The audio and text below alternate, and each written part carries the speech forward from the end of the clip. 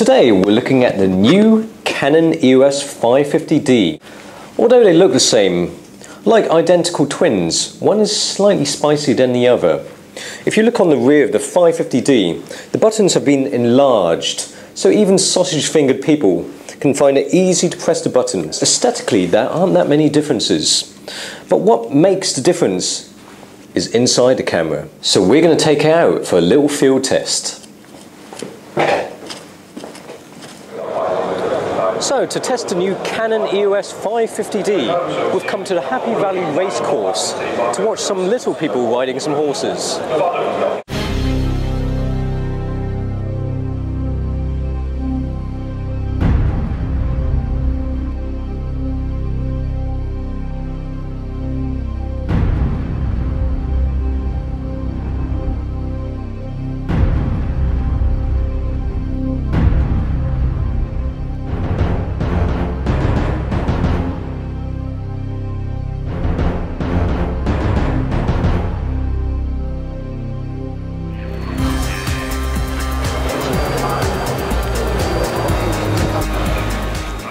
Even though the 550D looks pretty much the same as the 500D, it features a lot of vast improvements. That includes the 18 megapixel sensor.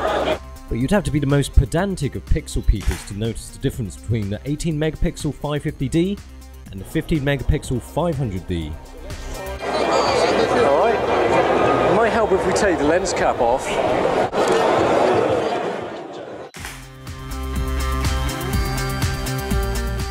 Canon 550D has a 3.7 FPS continuous burst mode.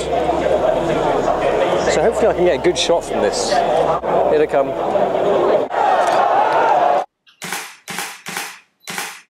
Even though it's got 3.7 FPS continuous burst, the buffer is only 7 frames for RAW mode, which is less than a 500D unfortunately. No, it smells a bit funny here. I think it's probably the horse's poo-poo. God knows what it's like for those guys. They must have noses made out of asbestos or something like that. I can feel a little burning sensation up my nostrils. A neat addition to the 550D is the fact that you can enter copyright information in the Canon menu here. Go here. Okay, now let's put on the 24 to 70mm L lens for some high quality action. Let's take some shots of people.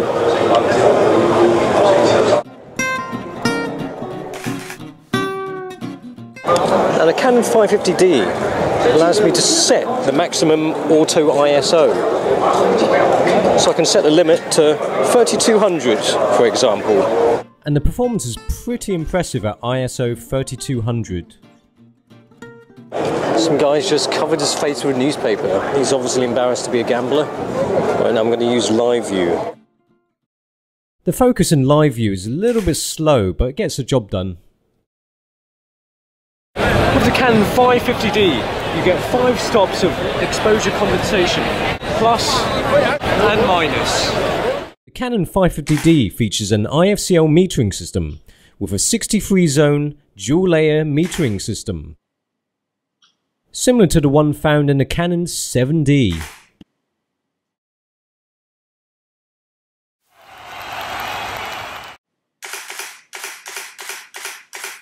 The main thing about the Canon 550D is that it features a 3-inch 3x2 aspect ratio screen, so you don't have any black bars at the top and the bottom of the screen anymore. Unlike the 500D, which had a 4x3 aspect ratio and you had little tiny black bars. Okay. So the cameraman was giving me a Chinese burn just now, and he forced me to make a bet on race number 3. I put on horse number 2. I'll kiss the ticket, but I don't really like germs. Here we come, Leica M9. With the Canon 550D, they've really concentrated on movie mode. And with the 550D, they've introduced a stereo mic input, which they didn't have on the 500D. We've got cinematic 24 frames per second. Also, they've got a variety of frame rates. 60 frames per second in 720p mode, and for 1080 the maximum is 30 frames per second. And it's also power friendly with 25 frames per second in 1080 mode and 50 frames per second in 720 mode. There's also a neat crop feature which crops it to 640 by 480, and you effectively get a 7 times magnification. So the 70mm at longest of this zoom lens will effectively be a 490mm. Is that right? Yeah.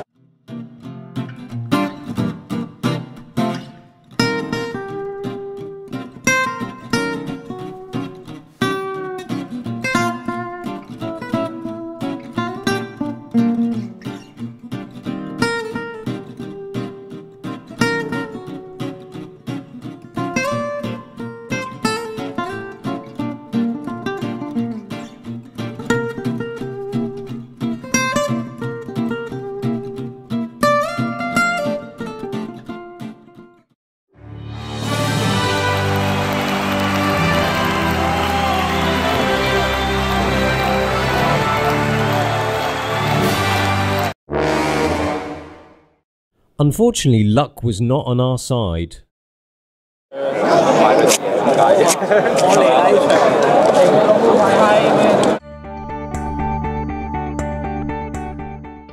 Like the jockeys, the Canon 550D shouldn't be dismissed for its diminutive size.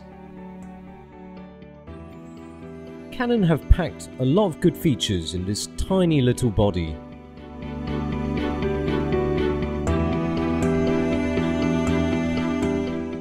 With the same sensors, the Canon 7D and the metering system, as well as improved ISO range, Canon are still proving that they're slightly ahead of the game when it comes to integrating video in DSLRs.